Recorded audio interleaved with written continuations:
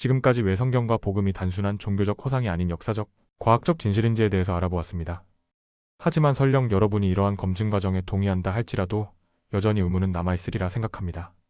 만일 정말로 하나님이라는 신이 존재하고 그분이 성경에서 이야기하는 것처럼 사랑의 하나님이라면 어떻게 수많은 사람을 지옥에서 고문할 수 있는가?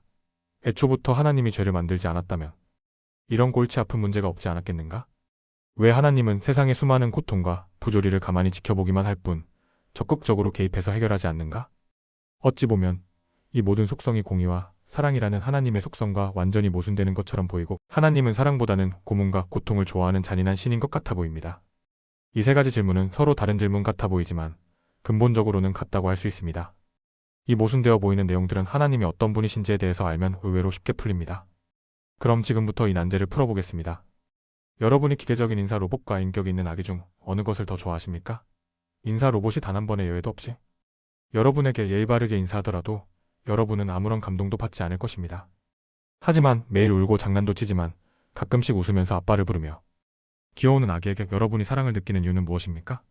그것은 바로 아기는 자유의지를 가지고 있고 로봇은 자유의지가 없기 때문입니다.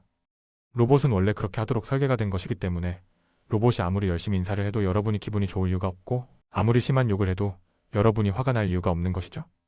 하지만 자유의지를 가진 아기는 아빠를 거부할 수 있는 의지가 있음에도 불구하고 아빠에게 달려가서 안기기 때문에 아빠는 사랑과 감동을 느끼는 것입니다. 하나님도 마찬가지입니다. 하나님은 인격적인 속성을 가지고 있습니다. 하나님은 사람을 창조하실 때 얼마든지 자유의지를 박탈한 채로 기계적으로 하나님을 찬양하는 존재로 만들 수 있었습니다. 죄를 결코 짓지 않고 기계적으로 선한 일만 하거나 하나님을 그 어떤 상황에도 찬양하면서 악을 행치 않는 감정과 인격이 없는 기계로 얼마든지 만들 수가 있으셨습니다. 하지만 하나님은 인간을 그런 존재로 만들지 않았습니다. 아무 의미 없는 경배를 받기 원하지 않으시고 마치 우리처럼 하나님을 얼마든지 부인할 수 있음에도 불구하고 자발적으로 하나님을 찾고 경배하기를 원하신 것입니다. 그래서 하나님은 인간에게 자유의지를 주셨습니다. 많은 사람들은 이렇게 이야기합니다. 왜 하나님은 악을 창조했느냐라고? 하지만 엄밀히 따져보면 하나님께서는 악을 창조한 것이 아닙니다. 단지 악이 존재할 가능성을 창조하신 것입니다. 왜냐하면 하나님은 인간에서 일방적으로 악을 행하도록 설계하지 않았고 항상 선과 악 중에서 자유롭게 선택할 수 있도록 하셨기 때문입니다. 어떤 사람이 길에서 강도를 당해서 피를 흘리며 쓰러진 것을 보았다고 가정합시다. 여러분은 여러분과 아무런 상관이 없는 이 사람을 병원으로 옮겨 치료를 받도록 선행을 베풀 수 있습니다. 반면 내일이 아니라고 그냥 무시하고 지나갈 수도 있습니다. 드물지만 심지어는 피를 흘리는 이 사람의 지갑을 훔쳐 도망갈 수도 있을 것입니다. 그 누구도 심지어는 하나님마저도 특정한 선택을 여러분에게 강요하지 않았습니다. 오직 여러분의 선택에 달린 문제이죠. 하지만 이러한 자유의지의 결과로 인해 필연적으로 선과 악이 구분될 수밖에 없습니다. 결국 선과 악은 인간의 자유의지와 그에 따른 선택의 산물입니다. 선과 악은 상대적인 개념입니다. 선과 악은 상대적인 개념이고 비교 대상이 있는 것이기 때문에 왜 악이 없이 선만 만들면 되지 않느냐라고 반문하는 것은 논리적인 모순입니다. 따라서 인간이라는 존재는 그 누구도 이 자유의지의 산물인 악이라는 것을 결코 피할 수 없습니다.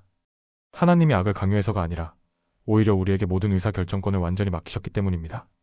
여러분은 혹시 나는 살인을 저지르지도 않았고 사기를 치지도 않았으며 도둑질도 하지 않았고 경범죄로 경찰서에 끌려간 적도 없는 양심적인 시민인데 대체 내가 무슨 악을 저질렀다는 것이냐 라고 생각하실지도 모르겠습니다. 하지만 성경에서 이야기하는 죄와 악의 개념은 우리가 생각하는 것보다 훨씬 더 엄격하다는 것을 알아야 합니다. 성경에서는 사람을 미워하는 마음만 가지고 있어도 살인을 저지르는 것이고 여자를 보고 음욕을 품기만 해도 죄라고 이야기합니다. 이런 관점에서 보면 그 어떤 성자라도 악을 행하지 않았다고 결코 이야기할 수 없는 것입니다. 성경에서는 의인은 하나도 없다고 이야기합니다. 인간의 악의 산물은 죄를 짓는 결과로 나타납니다. 성경에서는 죄의 삭은 사망이라고 이야기합니다. 즉, 인간은 누구나 죄를 짓지 않을 수가 없기 때문에 결국 모든 사람은 죽게 되는 것입니다. 그런데 문제는 이 죽음이 끝이 아니고 다가 아니라는 데 있습니다. 성경에서는 죽음 이후에는 하나님의 심판이 있다고 경고하고 있습니다. 심판의 대상은 사람이 살면서 지은 행위입니다. 그런데 그 어떤 사람도 죄를 피해갈 수는 없기 때문에 결국은 죄에 대한 하나님의 심판을 결코 피할 수 없습니다. 죄에 대한 하나님의 심판은 영원한 지옥 형벌입니다. 하나님의 속성에는 두 가지가 있습니다. 하나는 공의롭다는 것이고 하나는 사랑이시라는 것입니다. 하나님은 우리가 상상할 수 없을 정도로 융통성을 발휘할 수 없을 정도로 완벽하게 공의로우신 분이기 때문에 우리가 너무나 하찮고 대수롭게 생각하는 시시한 죄조차도 그분은 결코 용납을 하시지 못합니다. 그래서 반드시 죄에 대한 형벌을 내릴 수밖에 없는데 죄에 대한 하나님의 심판은 영원한 형벌인 지옥입니다. 그런데 여기에서 사람들이 아니 무슨 신이 그렇게 아량이 없나? 신이 공의로운 것은 알겠는데 사랑도 무한하다고 하면 그냥 사랑을 베풀어서 죄를 용서해주면 간단하게 문제가 해결되는 것 아닌가? 라고 많이 오해를 합니다. 사실은 절대 그렇지 않습니다.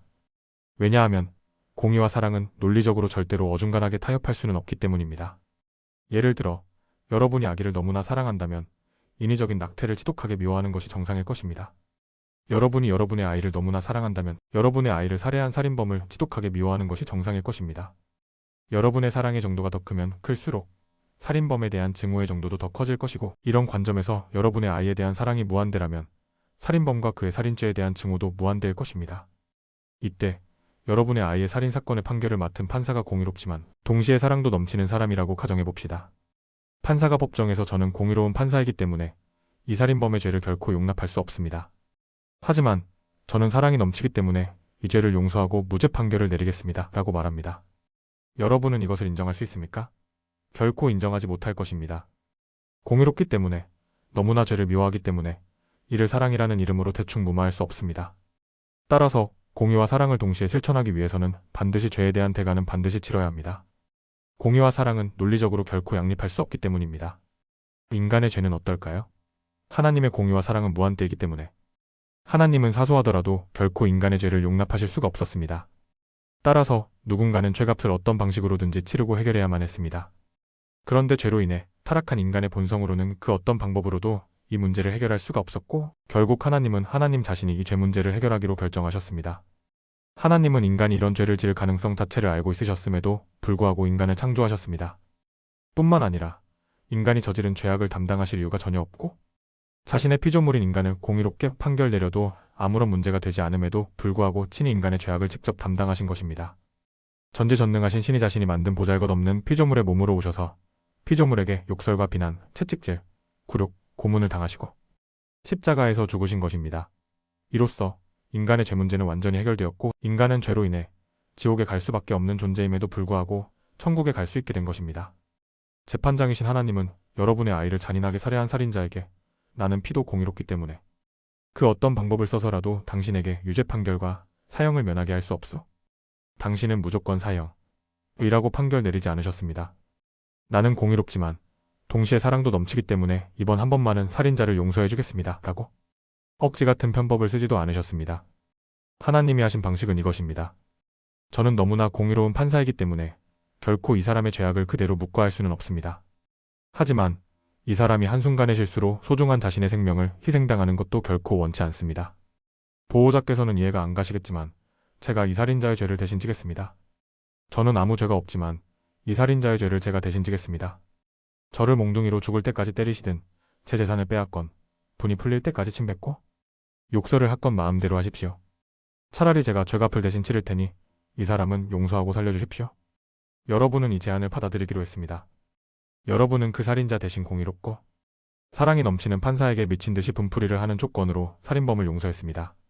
살인범은 석방되었습니다. 그런데 며칠 뒤 살인범이 여러분의 부모님까지 또 죽였습니다. 같은 재판과 같은 상황이 또 반복되었습니다. 여러분은 이 살인범을 용서할 수 있습니까? 판사의 제안에 또 따르시겠습니까? 절대 다수는 한 번은 용납하지만 그 이후로는 결코 용납하지 못한다고 하실 것입니다. 하지만 여기서 여러분이 이 판사의 눈물겨운 부탁을 거절하지 못하고 또 동일한 방법으로 살인범을 처리했습니다. 말도 안 되는 가정이지만 이런 과정이 셀 수 없이 많이 반복되었고, 판사는 그때마다 자신이 죄값을 받겠다고 하며 눈물로 부탁을 했습니다. 판사는 몸이 찢어지도록 여러분에게 구타를 당하며 죄값을 대신 치렀습니다. 하나님이 우리에게 하신 방법이 바로 이것입니다. 우리는 살면서 무수한 죄를 짓고 또 짓고 짓습니다. 만일 여러분과 제가 하나님이었다면 용서를 할 수 있었을까요? 설령 한두 번은 내가 대신 죄값을 치르고 용서할 테니 다시는 죄 짓지 말아라. 그래도 지으면 넌 진짜 지옥이다. 라고 하지 않았을까요? 하지만 하나님은 그러지 않으셨습니다. 우리가 죄를 지을 수밖에 없는 나약한 존재임을 아시기 때문에 매일 죄를 짓고 또 지어도 회개하고 돌이키면 또 속아주시고 바보같이 또 죄를 짊어주십니다. 이 얼마나 큰 사랑입니까? 그런데 만일 이 재판관이 반복적인 살인범에 대한 죄를 무한대로 대신 짊어질 수 있을까요? 이 사랑이 넘치는 재판관은 자신이 죄값을 치르는 대신 이 흉악한 살인마에게 자신의 죄를 뉘우치고 새 사람이 될 것을 부탁했습니다. 살인범은 그때마다 눈물로 참회를 하고 새 사람이 되겠다고 했지만 항상 그 죄를 반복하며 지었고, 그럼에도 불구하고 그때마다 그 재판관은 자신이 죄값을 대신 치러주었습니다. 또한 회개를 전제로 죄값을 대신 치러주겠다고 약속했습니다. 그런데 만약에 이렇게 상식적으로 상상할 수조차 없는 엄청난 사랑을 재판관이 베풀었음에도 불구하고 이 살인범이 끝까지 뉘우치지 않았다면 어떻게 해야 할까요? 그때도 재판관이 이 사람에게 무죄 판결을 내릴 수 있을까요? 결코 아닐 것입니다. 이는 재판장의 공의로운 속성에 어긋나기 때문입니다. 만일 여러분이 그런 살인범을 본다면 분노가 극에 달해서 저렇게 무한한 자비를 베푸는데도 끝까지 뉘우치지 않는 저 인간은 그 어떤 잔인한 방법으로 사형받아도 마땅하다고 생각하지 않겠습니까? 이제 입장을 바꿔볼까요? 여러분과 저는 하나님의 관점에서 끝없이 죄를 짓고 살아가고 있습니다. 단지 우리는 인정하기 싫을 뿐입니다. 하나님은 우리가 죄를 짓도록 결코 강요한 적이 없으셨습니다. 죄와 악은 우리가 선택해서 지었을 뿐이고 그에 대한 죽음과 심판의 결과는 우리가 져야 하는 것이 너무나 당연합니다. 그럼에도 불구하고 하나님은 우리의 죄를 대신 져주셨습니다. 하나님이 죽음과 지옥의 고통을 우리 대신 그분이 친히 져주셨고, 너희를 지옥에 보내지 않을 테니 대신 회개하고 앞으로는 죄를 짓지 말라고 하셨습니다. 그럼에도 불구하고 우리는 또 죄를 짓습니다.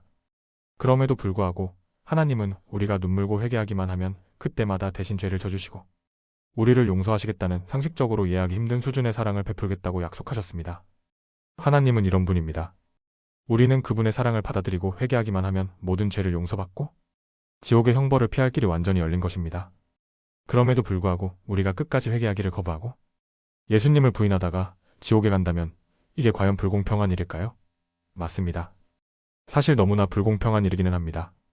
다만 범죄자인 우리 쪽에 너무나 유리할 정도로 불공평할 뿐입니다. 하나님은 공의로우신 분이지만 너무나 사랑이 넘치시는 분이기 때문에 그분에게 절대적으로 불리하고 우리에게 절대적으로 유리한 방법을 제시하셨습니다. 더군다나 그 방법은 자신에게는 너무나 굴욕적이고도 치욕적인 방법이었습니다. 어떻습니까? 여러분이 하나님이 사랑이 넘치는 하나님이라면 어떻게 예수 안 믿고 회개 안 한다고 인간을 지옥에 보낼 수 있어? 라는 질문을 하시나요? 이는 아니 내가 몇 사람 몇 명을 죽였기로서니 그토록 사랑이 넘치는 재판장님이 어떻게 이 정도 죄를 대충 용서 못하실 수 있습니까? 라고 따지는 것과 같습니다. 그 재판장은 아무리 흉악한 죄를 아무리 자주 지어도 회개하고 새 삶을 산다면 자신이 그 모든 무시무시한 죄값을 달게 받겠다는 상식적으로 이해하기 힘든 사랑을 베푼다고 약속했음에도 불구하고 말입니다. 여러분은 이런 사람이 아닙니까?